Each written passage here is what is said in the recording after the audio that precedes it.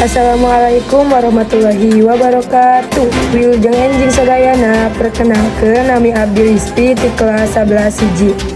Di dieu abdi bade nepikeun warta ngeunaan banjir jeung longsor di Aceh.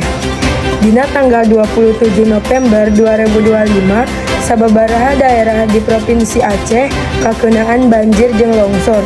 Saenggeus hujan deras terus-terusan salila sababaraha poe, kajadian ieu menyebabkan imah warga kabanjiran, jalan katutup ku longsor, serta sababaraha jembatan rusak.